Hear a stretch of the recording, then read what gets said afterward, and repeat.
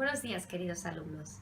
Tal como os comenté en la clase de la semana pasada de Ciencias Experimentales, en la próxima sesión del día 8 de noviembre la dedicaremos a hablar del tema de los ecosistemas.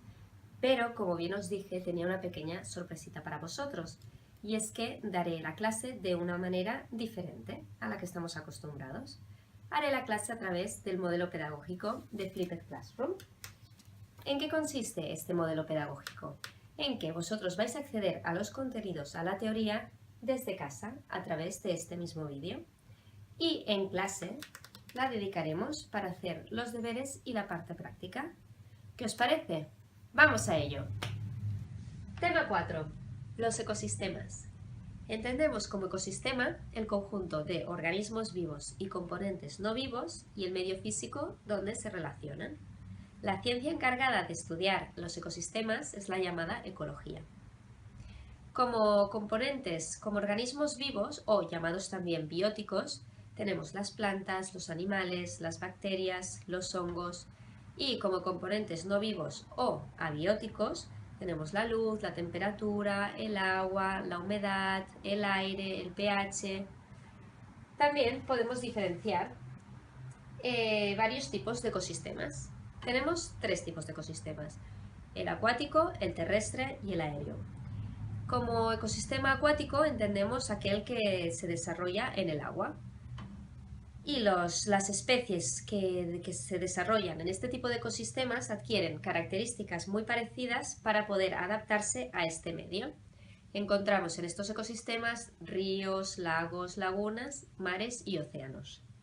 El segundo tipo de ecosistema es el ecosistema terrestre.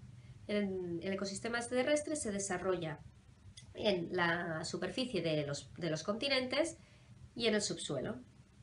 En este tipo de ecosistema, los seres vivos que lo componen adquieren características mucho más variadas que en los ecosistemas acuáticos.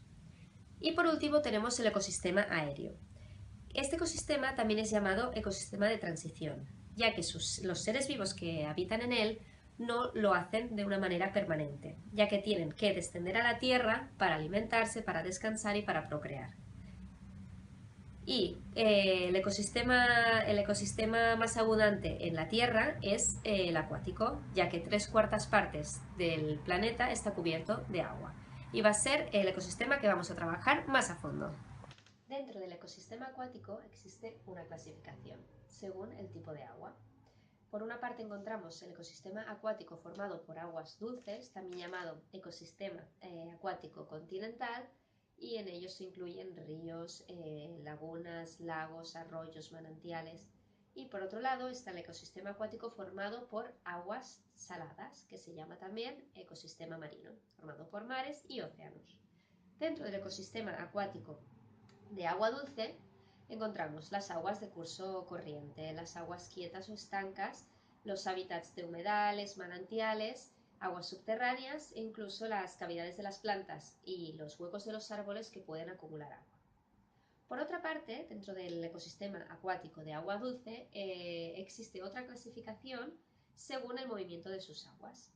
Esta clasificación es de tres tipos: ecosistema de humedal, ecosistema léntico y ecosistema lótico.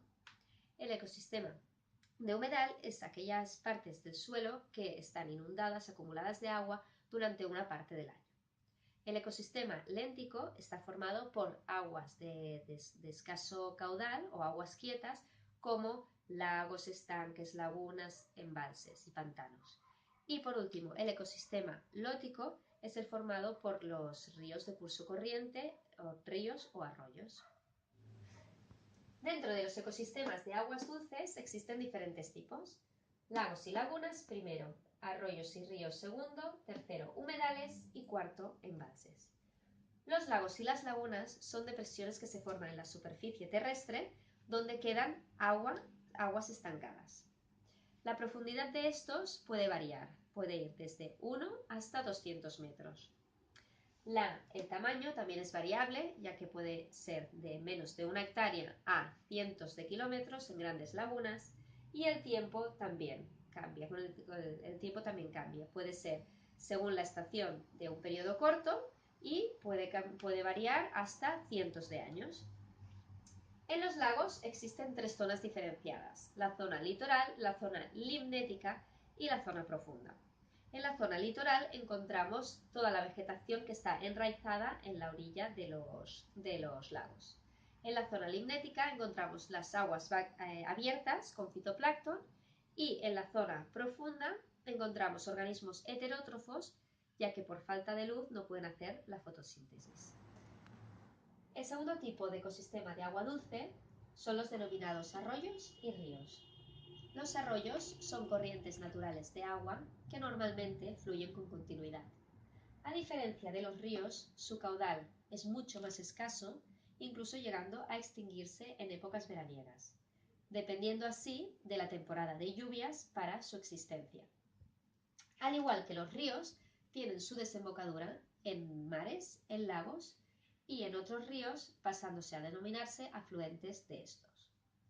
Por otro lado, los ríos son corrientes naturales de agua que fluyen con continuidad, poseen un determinado caudal y este no es constante durante todas las épocas del año. Desemboca también en mares, en lagos y en ríos, siendo afluentes de estos, y la parte final del río se llama desembocadura. El tercer tipo de ecosistema de aguas dulces son los denominados humedales. Los humedales son ecosistemas complejos, ya que actúan de interfase entre el hábitat terrestre y el hábitat acuático. Son ambientes ricos en biodiversidad y altos en productividad, ya que exportan grandes cantidades de nutrientes del medio marino.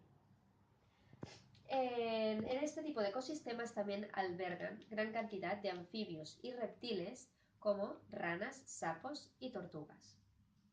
Por último, tenemos el último tipo de ecosistemas de aguas dulces, que son los embalses. Se denomina embalse a la acumulación de agua producida en los lechos de ríos o arroyos que cierran parcial o totalmente el cauce de estos. El segundo tipo de ecosistema acuático, como os he comentado anteriormente, son los ecosistemas marinos. Los ecosistemas marinos son mucho más estables en referencia a los ecosistemas terrestres y a los ecosistemas acuáticos de agua dulce. Esto es debido a que tanto la temperatura como la salinidad varían muy poco, se mantienen constantes. Por otra parte, la luz solar en los océanos penetra hasta una distancia de 200 metros, habiendo así en sus profundidades una oscuridad absoluta. A la región donde donde penetran estos rayos del sol se le denomina región fótica, y la parte o zona, región donde no penetran los rayos solares se llama región afótica. Como componentes de los ecosistemas marinos tenemos los océanos, mares y marismas principalmente.